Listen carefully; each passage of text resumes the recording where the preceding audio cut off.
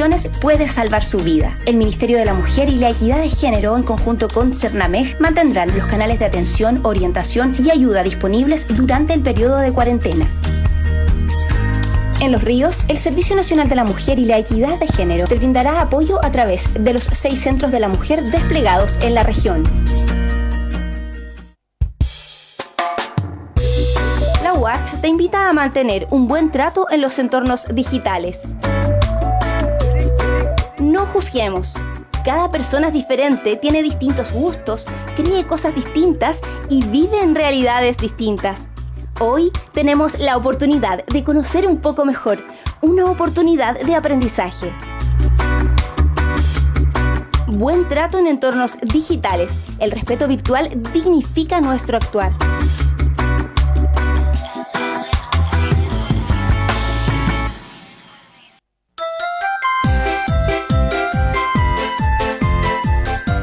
En tiempos de coronavirus, lávate las manos, lávate las manos. Si tiene dudas relacionadas con coronavirus, comuníquese con Salud Responde, disponible las 24 horas del día, en el 600-360-77-77. Lávate las manos, lávate las manos. Es una recomendación de la Dirección de Servicios de la Universidad Austral de Chile.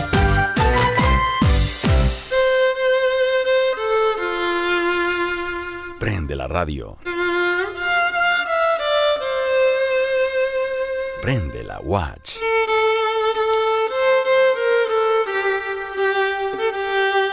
Síganos en redes sociales como Radio Watch Valdivia en Instagram y Facebook, @Radio Watch en Twitter, y visita toda nuestra programación en www.radiowatch.cl. A contar de este momento, en Radio Universidad Austral de Chile, nos encontramos en el Antropoceno. Durante una hora recibimos la amabilidad de la conversación y el rigor de la ciencia, de frente a los problemas ambientales en el mundo de hoy. El Antropoceno. Con ustedes, Camila Tejo.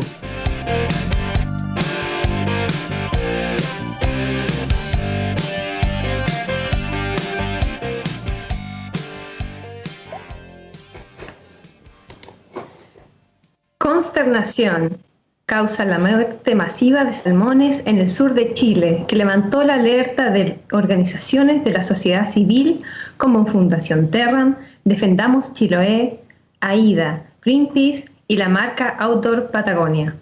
El desastre ambiental, que desde las alturas se puede apreciar como una gran marea café, tiene lugar en el fiordo Comau, en la provincia de Palena, donde, según informó Cernapesca, hasta el 6 de abril había una mortalidad de 1.300 toneladas de salmón. Este hecho habría ocurrido por la aparición de floraciones algales nocivas, FAN, las que se alimentan de la materia orgánica descargada en el mar por parte de las operaciones de salmonicultura. Estos nutrientes, que son fecas y alimentos no consumidos por los peces, dan vida a estas algas tóxicas que luego absorben el oxígeno generando zonas muertas donde no prolifera la vida, dando paso a la muerte masiva de salmones. Si en esta ecuación letal además se considera el cambio climático, el escenario es aún menos alentador, ya que aguas más cálidas dan pie a un mayor crecimiento de algas. Los centros de cultivo se ubican en los fiordos donde hay un bajo recambio de agua, por lo que el emplazamiento geográfico se vuelve otro factor detonante para el desastre. Asimismo, recientemente se informó de otras 1.600 toneladas de salmones muertos en la región de Aysén desde 12 centros de cultivo, lo que eleva la catástrofe ambiental. Sin embargo, y pese al gran número y pese al gran impacto de estos hechos, Fundación Terram denuncia la ausencia de información clara y oportuna que debería entregar la autoridad sectorial en casos como estos, especialmente ante los antecedentes históricos que existen en esta materia.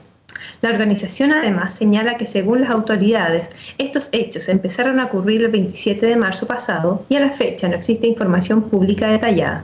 En total, 18 centros activaron planes de acción. Otras consecuencias de la salmonicultura. Hechos como estos tienen gran impacto ambiental en los ecosistemas, consecuencias que son expuestas en el documental chileno Estado Salmonero, el cual fue producido por Patagonia y liderado por Ramón Navarro, surfista profesional de olas grandes y embajador global de la marca Autor.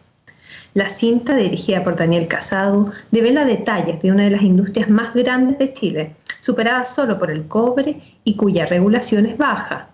Elementos que se convierten en la combinación perfecta para una importante huella de destrucción. El documental, estrenado en 2019, da cuenta también de los orígenes de la industria y expone de dónde proviene el mayor consumo per cápita de salmón de granja chileno a nivel global. Si buscan informarse sobre este tema, la invitación es a ver esta producción para viajar dentro y fuera de Chile y entender un poco más de la salmonicultura que busca expandirse a las tierras de la región de Magallanes y Tierra del Fuego.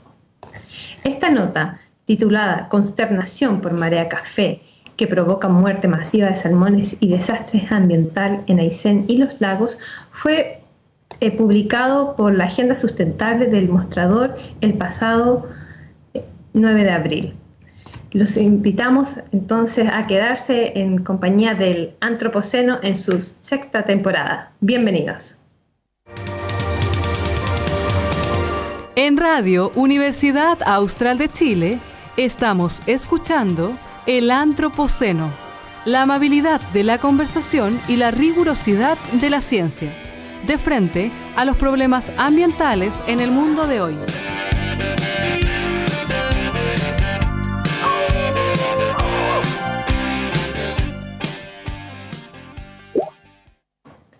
Muy bienvenidas y bienvenidos, estimados auditores de la Radio Universidad Austral de Chile, aquí en el 90.1 FM Valdivia y en todo el mundo en radiowatch.cl.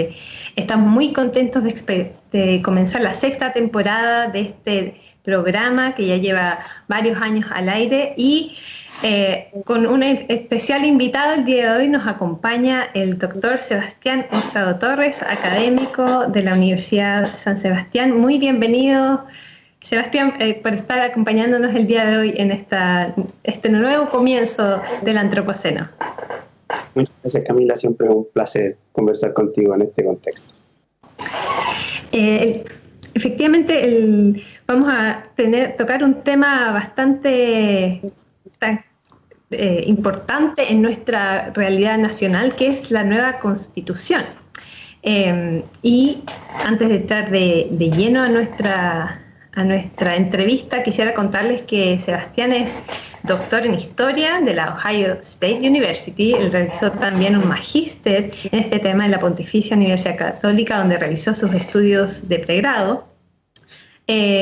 Ha trabajado como coordinador de la Comisión de Historiadores que asesoró a la Cancillería chilena en el tema de la demanda boliviana en la Corte Internacional de Justicia, La Haya. Es miembro también del Comité de Evaluación del Programa de Formación de Capital Humano Avanzado de CONICYT en el área de Historia, Antropología y Arqueología.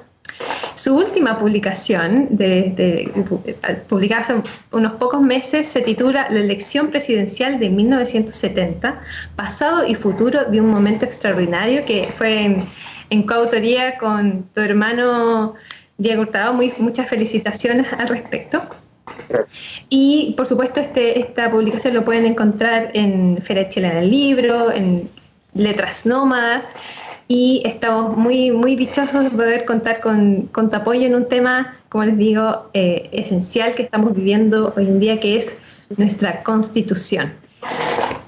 Muy bienvenido, Sebastián. Y para darle el puntapié inicial a esta 6ª temporada del Antropoceno, vamos a partir con una canción que espero inspire también a todos nuestros auditores, a quienes nos acompañan el día de hoy, que es la canción Resistiré, interpretada por David Bolsoni.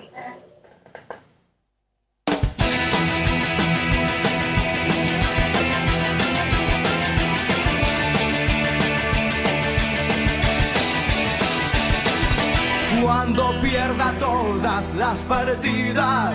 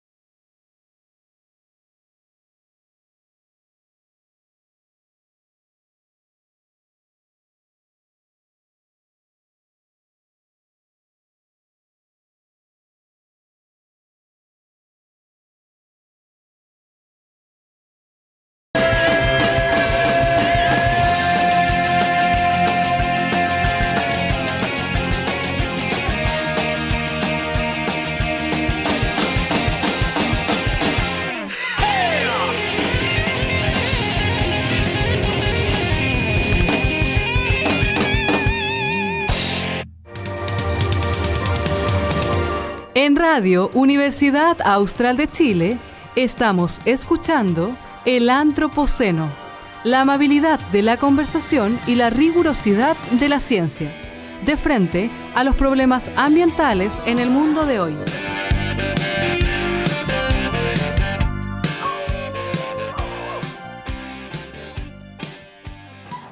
Muy bienvenidos de regreso, estimados auditores de la 90.1 FM en Valdivia, Radio Universidad Austral de Chile. Estamos, como indicaba la cortina, en el programa Antropoceno, y hoy día nos acompaña el doctor Sebastián Hurtado Torres para conversar sobre esta nueva constitución.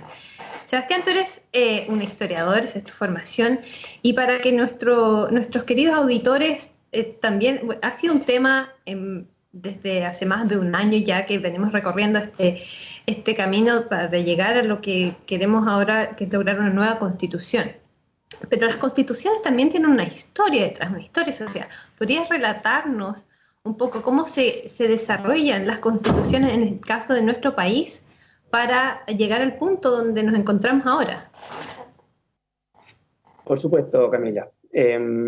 Lo primero es que las constituciones escritas, codificadas de la manera en que nosotros las conocemos actualmente, lo que tenemos hoy por constitución en Chile, son una invención relativamente reciente de la historia humana. Y eso es algo que no hay que perder de vista, porque eso tiene incidencia en varios elementos que constituyen a las constituciones, entre ellos, por ejemplo, cómo se enfrenta la relación entre el ser humano y la naturaleza, de lo que hablaremos en un momento más. Y las constituciones como tales, como las conocemos hoy en día, nacen a finales del siglo XVIII y principios del siglo XIX, para dar representación a nuevas concepciones de lo que era la soberanía política. Para ponerlo en términos muy simples, la evolución es más complicada que esto, pero para ponerlo en términos muy simples, los modelos de Estado de los siglos, hasta los siglos XVIII y XIX, al menos de los estados poderosos en el mundo occidental, eran los de las monarquías europeas, y esas monarquías eran generalmente, como se dice tradicionalmente, absolutas, en el sentido de que la autoridad última en la política, y algunos dirían también la soberanía, radicaba en el monarca. Cuando esta concepción y la soberanía pasa a entenderse como un atributo del pueblo o de la nación, hay diferentes lenguajes que se utilizan para esto, se procede a codificar esa nueva concepción en lo que nosotros conocemos hoy en día por constituciones. Y los modelos originales de esto, por lo menos en el sentido de convertirse en paradigmas a ser imitados posteriormente, son la Constitución de Estados Unidos, Estados Unidos independiente, la primera constitución posterior a la Constitución francesa, que va a tener en todo caso la Constitución de Cádiz, que es un intento de reforma de la monarquía española y que va a ser principalmente el modelo que van a adquirir las constituciones latinoamericanas de ahí en adelante.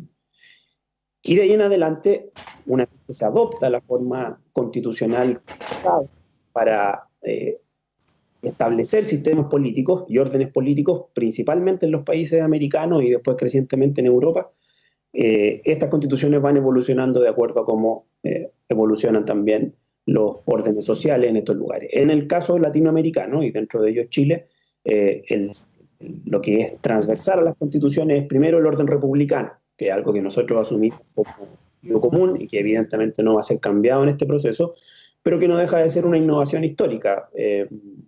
Las repúblicas como paradigma del gobierno de los estados modernos no es algo tan arraigado, si es que uno toma una mirada de larga duración, como uno podría creer desde el punto de vista de hoy. Así que en ese sentido sería el primer rasgo que no se puede ignorar cuando se habla de una constitución, para el caso chileno y para el caso latinoamericano más ampliamente. Y después, uno podría decir que la evolución sigue el curso de las disputas por el poder, cómo se zanjan esas disputas por el poder por parte de los élites gobernantes en los distintos países de América Latina y particularmente en Chile también. En Chile, esas disputas por el poder se zanjaron más o menos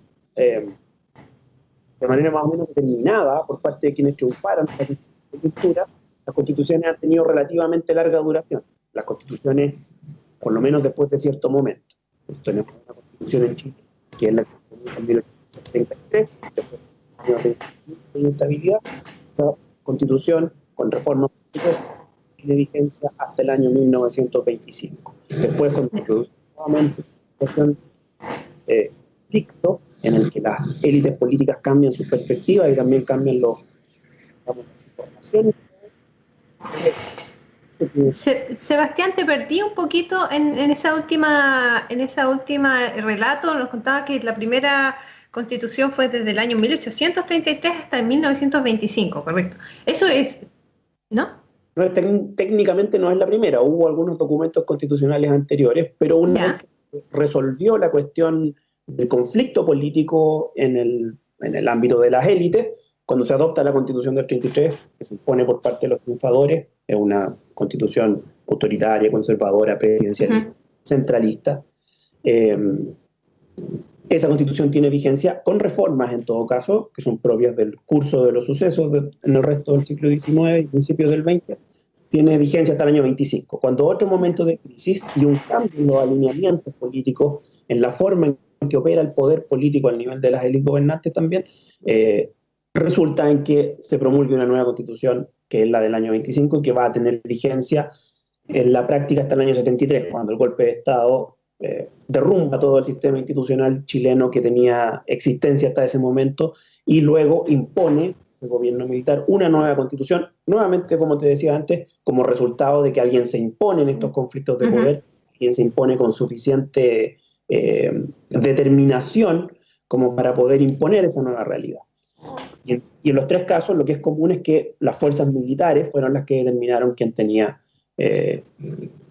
la mayor cantidad de poder, por decirlo así, como para poder imponer la nueva realidad constitucional. O sea, ese es como ha sido la constante de nuestras constituciones hasta ahora. Sí. ¿Cómo estamos en relación con, si nos puedes explicar un poquito, cómo estamos con esa historia de nuestra constitución en relación con nuestros vecinos?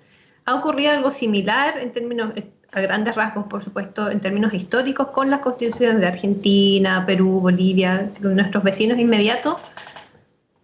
Lo primero que hay que decir es que en general las constituciones, como forma de organización política de un Estado, resultan de la resolución de conflictos dentro de la política de esos países.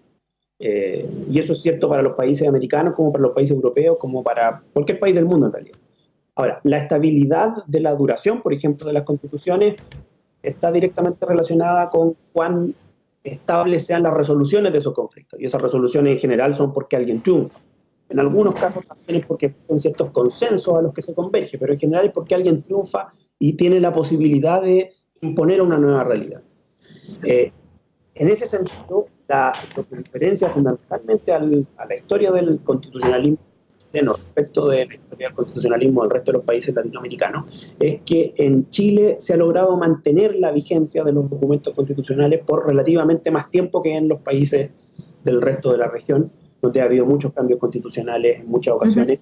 En muchas ocasiones ni siquiera son cambios sustanciales, es sencillamente hablar de que existe una nueva constitución porque alguien quería llevar a su nombre, porque el nuevo documento llevara o estuviera asociado a su nombre, o estuviera asociado a su en un momento dado, pero que no han cambiado tan radicalmente, salvo algunos casos específicos, la suerte y sobre todo la forma en que se opera políticamente en esos países. En ese sentido hay una estabilidad relativa de la institucionalidad que viene dada por las constituciones en Chile, que no voy a decir anómala, pero sí va un poco en una línea diferente a cómo ha funcionado esto en la mayor parte del resto de los países latinoamericanos. Perfecto, o sea, eso también explica por qué ahora esta constitución también tiene, todo un revuelo asociado, porque ya no es una imposición por la fuerza, como nos contabas que ha ocurrido históricamente, sino que, hay un llamado, una necesidad desde la población a hacer un cambio en la Carta Magna que nos guía. Y lo que observamos desde el estallido social de octubre del 2019 hasta todo lo que nos llevó al plebiscito del año pasado con resultados abismantes, o sea, ya el 78% de la población estaba de acuerdo, a favor de hacer un cambio de esta nueva constitución. ¿Cómo eso se manifiesta, o si tú nos podrías dar un poco esta visión? Pues sabemos que internamente este cambio era necesario, ¿no? O sea, y lo refleja, se refleja en el apoyo, el gran apoyo que tiene desde la población. ¿Cómo eso nos sitúa ahora, nuevamente, pidiendo que nos compares en términos con los vecinos? Porque también esto ha causado revuelos, o sea, fuimos noticia en medios internacionales. ¿Qué significa eso? Tanto en nuestro funcionamiento interno como país, como nación, pero también en relación con cómo nosotros nos miran, porque esto senta un precedente, ¿no? Tanto a nivel local, pero también con nuestros vecinos de Latinoamérica, y de todo el mundo, por supuesto. Es difícil poder establecer eso con total certeza porque ya es una mirada prospectiva, más que una mirada retrospectiva. Eso es pronóstico de cómo llegar. De historias antecedentes, en todo caso, la verdad es que los procedimientos constitucionales latinoamericanos en general han sido bastante independientes entre sí y no ha habido mayor incidencia entre uno y otro, no al menos en términos de la producción de constituciones. Ahora, por supuesto, las ideas y cómo estas ideas quedan reflejadas en las arquitecturas institucionales que se dan en los países tienen cierta capacidad de circular y de ser adoptadas, de ser observadas, en algunos casos como modelo, en otros casos como referente por otros actores en otras partes. Pero en términos de la producción constitucional misma, anticipo la verdad que esto vaya a tener demasiado significado, no inmediatamente al menos. Porque, decía antes, la producción constitucional depende fundamentalmente de cuáles sean los movimientos políticos específicos en el contexto de disputas específicas que son propias de realidades nacionales y locales y que no siempre son trasladables de un lugar a otro.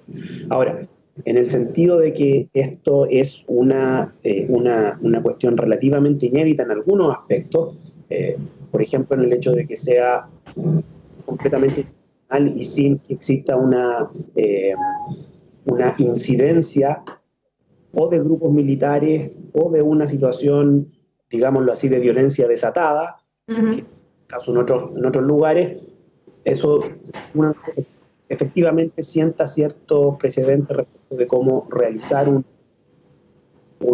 proceso de este tipo, en el sentido de que tampoco existe una fuerza hegemónica indisputable que sea la que esté imponiendo esto, incluso si no fuera por la fuerza militar.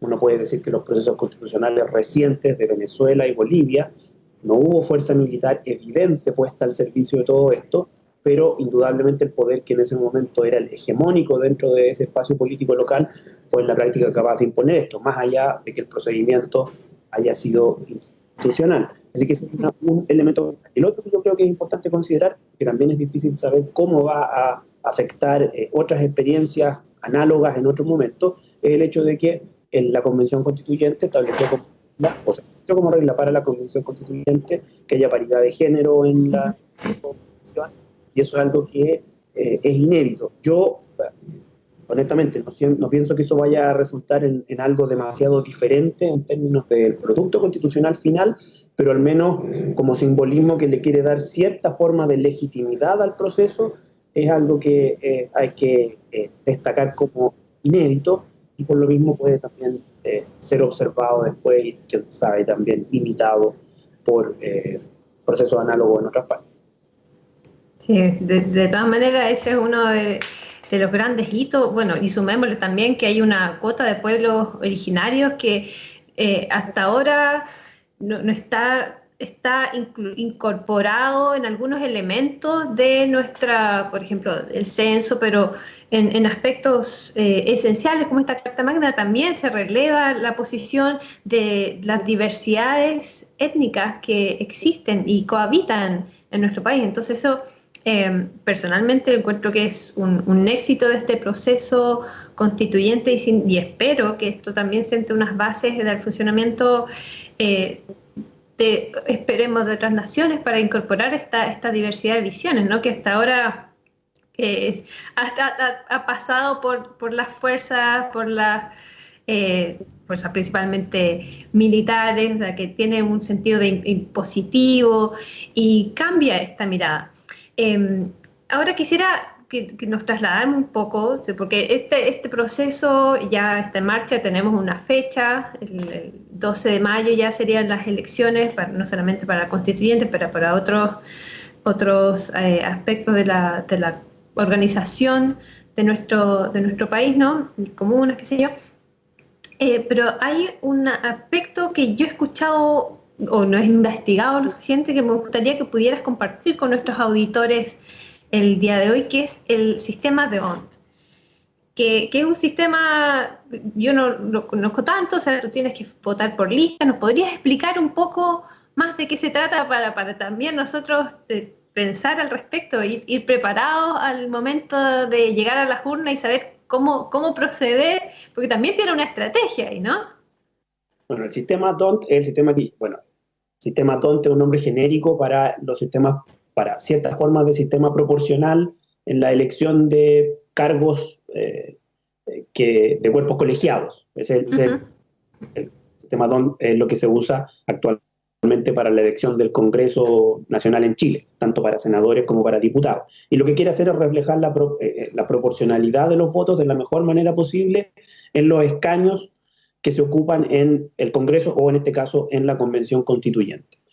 Eso quiere decir que quienes obtienen los cargos en estas elecciones son las más altas votaciones dentro de las votaciones más altas en las listas. En otras palabras, para ponerlo en términos muy simples,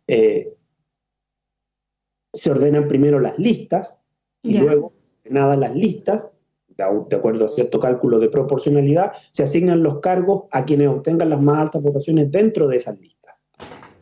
Y esto puede producir, esto en general esto no distorsiona demasiado la cuestión en términos de los votos individuales, como a veces tiende a creerse, pero sí en ciertas ocasiones, que por supuesto son muy visibles y por eso llaman tanto la atención, puede producir que en una lista, una lista muy votada, porque tiene un candidato muy votado, sean elegidos también candidatos con votaciones más bajas, porque están dentro de esa lista más votada.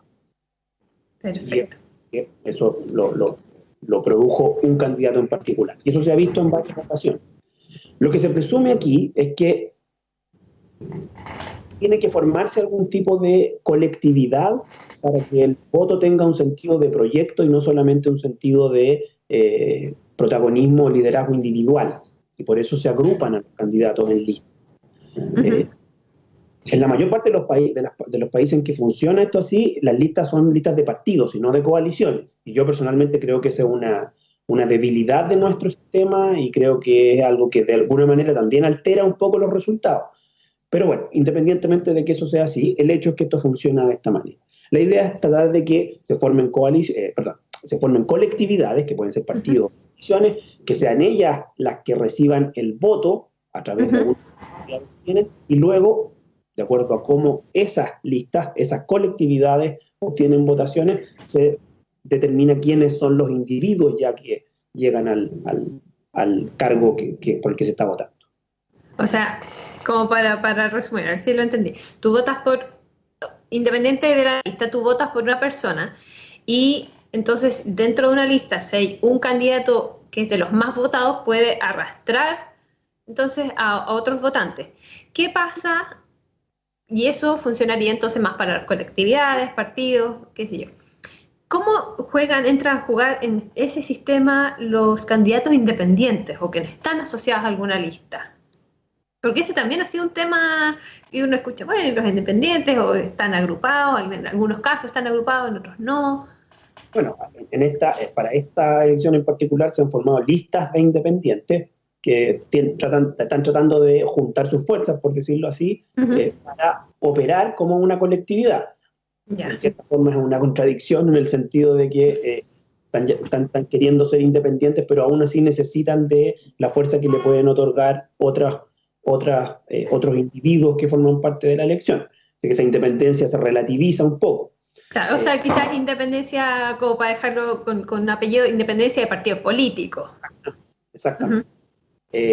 Ahora, hay candidatos individuales que han sido exitosos, pero claro, necesitan de alguna manera tener suficiente fuerza dentro del espacio en el que están siendo candidatos como para poder ser elegidos. Fue el caso de René Zaffirio en Temuco en la última elección parlamentaria, que él fue fuera de todas las listas, y como él antes había sido parte de un partido político allá en la región, pero como él tenía un prestigio importante en la región, él logró por sí mismo sacar una votación tan alta que, independientemente de que él fuera un candidato individual, que no pertenecía a una lista, fue elegido de todas maneras parlamentario.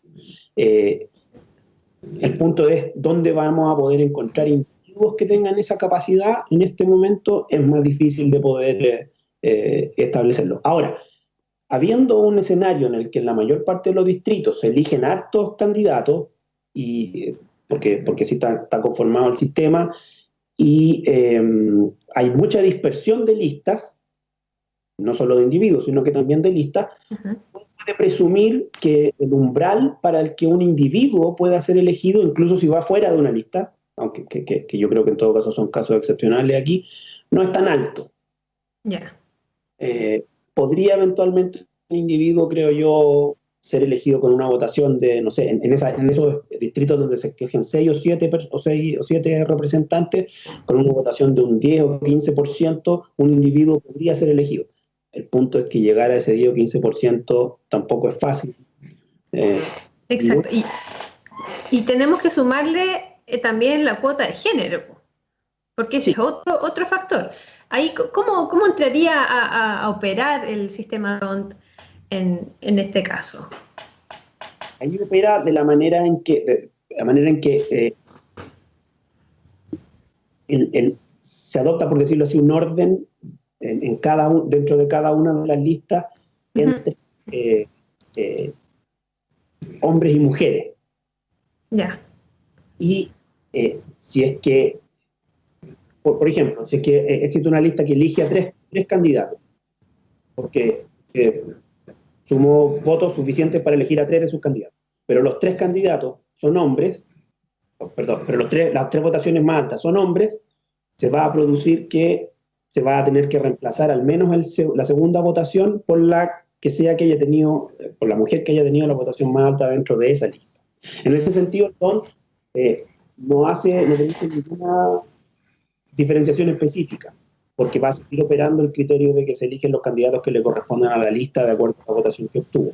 El punto se va a corregir si es que todas las votaciones más altas dentro de esa lista son de hombres, se va a tener que reemplazar a una de esas votaciones, o a 2 o a las que correspondan, por las mujeres que sean las votaciones más altas allí. Ya, entonces, como para resumir, la lista más votada, luego los candidatos más votados, y de esos, cada hombre más votado y mujer más votada. Sí. ¿Qué pasaría en el caso, que tenga una lista donde la segunda, ponle tú, es la segunda lista más votada, pero los candidatos de una tercera lista, que no es la más votada, la tercera lista más votada, ponle tú, tiene más votos para la mujer en un caso particular? ¿Cómo ocurre ese ajuste? ¿Primero siempre es por las listas? Sí, primero ese es el criterio. Ya, entonces, la lista primero, luego dentro de la lista, hombres y mujeres. Sí. Ya. Puede haber casos excepcionales en que haya que hacer una corrección con alguien que esté en otra lista, pero yo no anticipo que se vaya a hacer el caso en muchos, yo la verdad es que no creo que vaya a ocurrir en esta elección. Ya, perfecto. Excelente. Estos son aspectos importantes para también pensar cómo uno va, porque tenemos una votación, ¿no? Una elección para los constituyentes, entonces no es trivial pensar dónde apuntar con este sistema. Sebastián, quisiera que nos pudieras ahora conducir al paso posterior, porque ya fue el plebiscito, nosotros como pueblo chileno rugimos diciendo queremos cambiar esta constitución, ya tenemos fecha para determinar quiénes escribirían, quiénes estarían presentes para la redacción de esta nueva Carta Magna. Y hay algunos aspectos que al menos desde mi área de expertise, son sumamente importantes de incorporar en esta nueva dirección que queremos llevar como nación, ¿no? Y una de ellas es esta relación sociedad-naturaleza.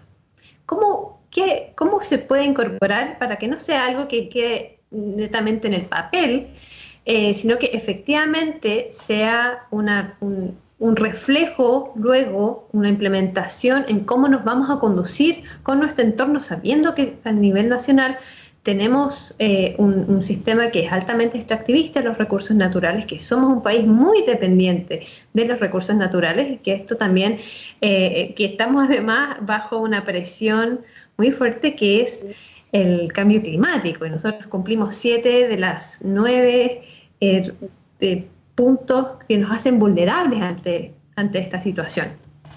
¿Cómo transformamos eso a algo real, tangible y que también que se puede efectuar para nuestro país? Yo sé que es una respuesta que no tenemos fórmula perfecta, pero ¿cuál es tu visión al respecto? Y en parte no hay fórmula perfecta porque uno puede argumentar que ese tipo de problema se trata o debe tratarse no en el ámbito de la construcción de una arquitectura política constitucional, sino que en el ámbito de la decisión sobre políticas públicas, y eso se da más en el ámbito de lo contingente que en eso de lo constitucional. Lo constitucional, por definición, es aquello que determina de manera más o menos rígida cómo funcionan los espacios de poder, cómo ese poder se relaciona con la sociedad en un país dado. Y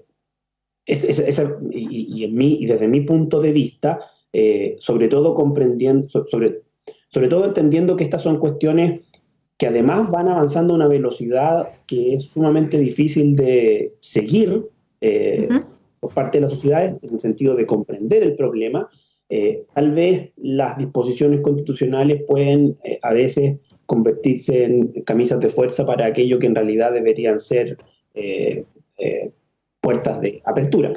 Pero para tratar de responder más directamente a tu pregunta, lo primero que hay que decir es que, y por eso hacía esa introducción antes cuando hablaba de esta breve historia constitucional de Chile, hoy en día nosotros tenemos como conocimiento, por decirlo así, duro, el hecho de que la actividad económica humana, sobre todo en los últimos 3 siglos, ha tenido efectos significativos, visibles y bastante, de hecho, preocupantes en el ambiente en el que vivimos.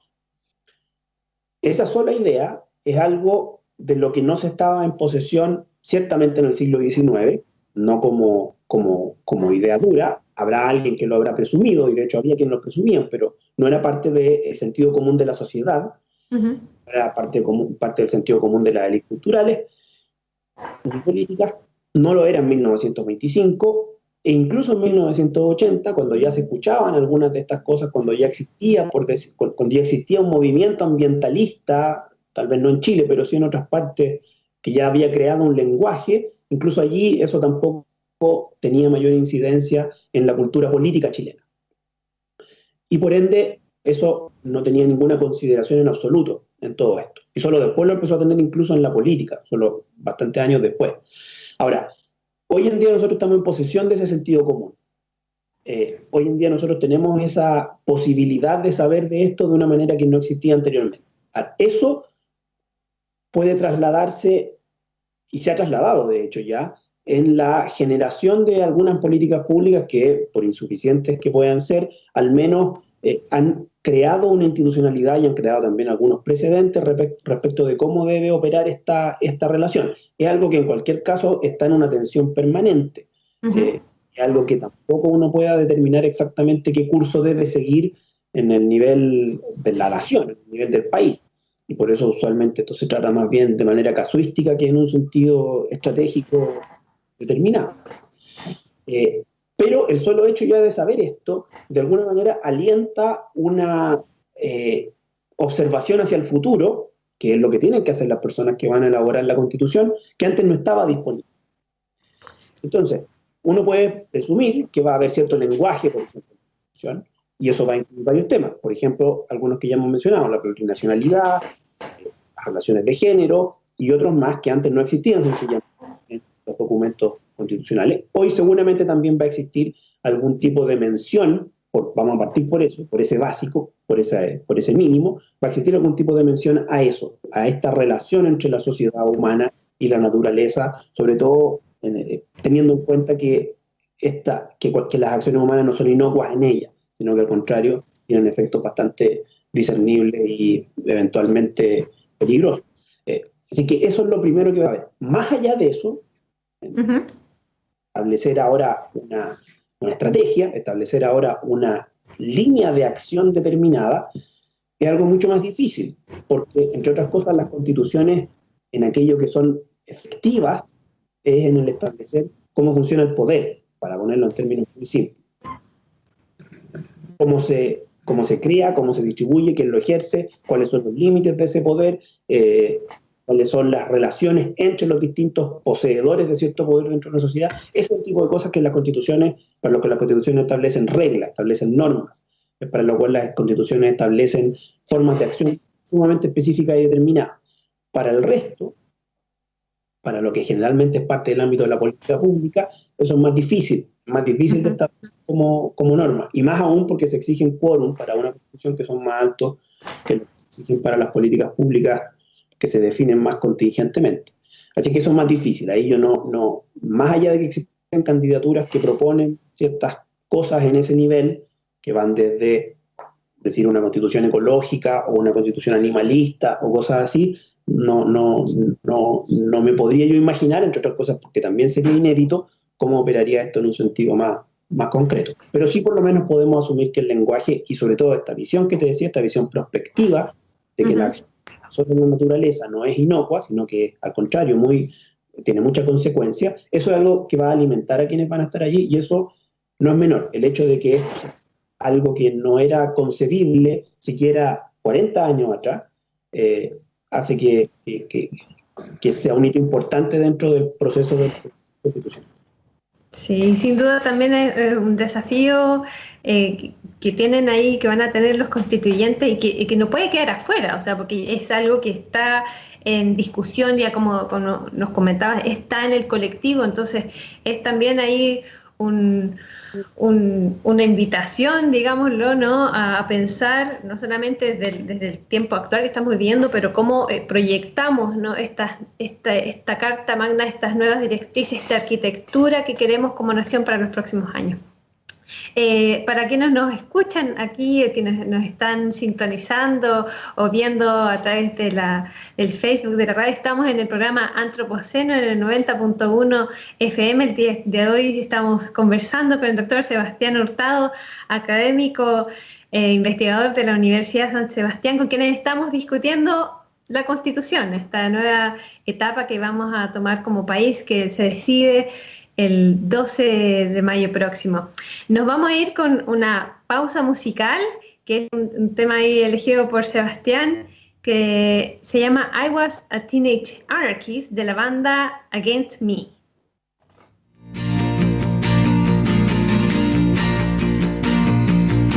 I was a teenage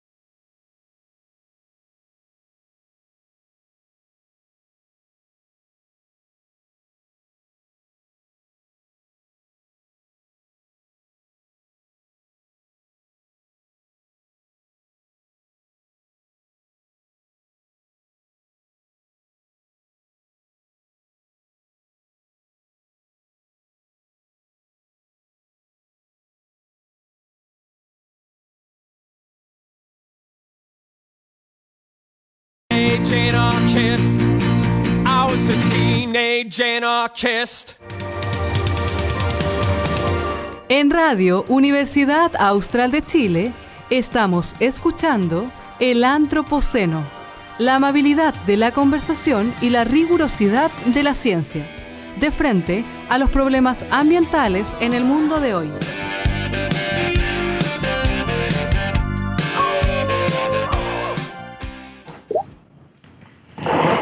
Muy buenas tardes, estamos de vuelta ya en el cierre de nuestro programa de la sexta temporada a la que damos el puntapié en este año 2021. Quien nos ha acompañado el día de hoy, el doctor Sebastián Hurtado, con quienes tuvimos una muy grata conversación sobre la Constitución, la historia, ¿no?, de las constituciones en términos generales en el mundo y cómo eso ha... Estamos al aire, entonces todo esto está en vivo, para quienes escuchan ahí, nos están sintonizando en la radio o por streaming. Muchas gracias, quería agradecerte, Sebastián, por acompañarnos el día de hoy en este puntapié inicial de esta nueva temporada del Antropoceno. Por supuesto por explicarnos las distintas facetas de esta concepción y porque quería dejarte unos minutos para que te pudieras comunicar con nuestros estimados y estimadas auditores. Muchas gracias, Camila. A mí siempre es un gusto conversar contigo en este contexto, como te decía, y bueno, solamente quiero reforzar la idea de que tal vez ha existido demasiada expectativa en torno a la nueva arquitectura constitucional en su capacidad de definir políticas públicas. Mucho del discurso y del debate público del último año y medio ha girado en torno a cuestiones que se atribuyen a la mano y obra de la Constitución, pero que en general no es así, y aquellos temas que sí son importantes y que sí han sido históricamente los que determinan qué es lo que pueden hacer y qué es lo que hacen las constituciones, han sido un poco dejados de lado en el debate, y eso, en mi opinión, implica el riesgo, bueno, alguien lo verá como riesgo, alguien la verá como algo favorable, de que finalmente se cambie el lenguaje de muchos y el tono, el espíritu, en fin, de la motivación, del propósito de la Constitución, pero las instituciones políticas que están definidas por la Constitución no cambien demasiado. Por eso mi llamado es a que quienes vayan a votar, a quienes tengan un interés especial en todo esto, además, traten de al menos darle una vuelta a ese aspecto del tema, porque, insisto, eso es lo que históricamente es mucho más determinante de las constituciones que estas otras dimensiones, como su lenguaje, su propósito, su motivación, en fin. Muchísimas gracias, Sebastián. Un aspecto muy importante y que uno tiene que ir ahora a revisar según las propuestas, ¿no?, de los distintos candidatos. Así que muchísimas gracias nuevamente. Aprovecho de dejar invitado a toda nuestra audiencia, quienes nos acompañan el día de hoy, a este viernes 16 de diciembre a las 10 horas, el Ministerio de Medio Ambiente dará su segundo taller de educación ambiental en casa sobre huertos urbanos y plantas medicinales. Una noticia para nuestra agenda ambiental de hoy. Toda la información la pueden encontrar en la página web del Ministerio del Medio Ambiente, www.mma.gov.cl. Nos despedimos. Sebastián, nuevamente agradecerte tu compañía y el relato que nos has dado el día de hoy. Agradecer a quienes nos sintonizan en el 90.1 del dial o están en nuestra señal online, y por supuesto también a quienes están tras bambalinas, a Diego en nuestro radio controlador y Antonio, que está ahí sintonizando el streaming. Muchísimas gracias y hasta el próximo lunes a las 18 horas. Este fue el Antropoceno. Muchas gracias por su atención. Regresaremos a recorrer esta era geológica en el Antropoceno el próximo lunes en Radio Universidad Austral de Chile.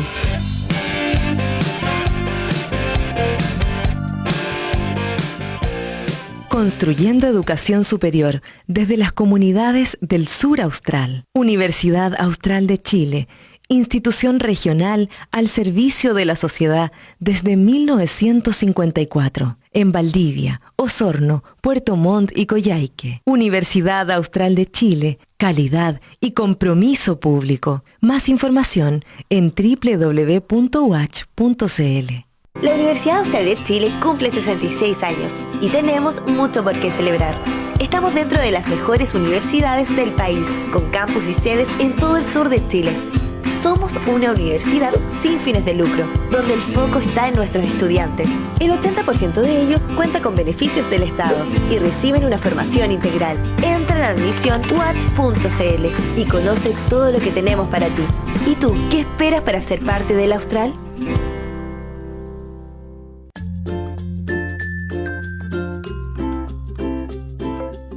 En estos días es importante cuidarnos a nosotros y entre nosotros. Consejos de autocuidado estudiantil para proteger tu salud física y mental y que pueden ayudarte a fortalecer el control de tu vida. Cuida tu cuerpo y tu mente y conéctate con otras personas para beneficio de tu salud mental. Conéctate con otras personas. Organiza el apoyo y haz tus relaciones más sólidas. Forma conexiones. Si necesitas quedarte en casa y distanciarte de los otros, evita el aislamiento social. Encuentra un tiempo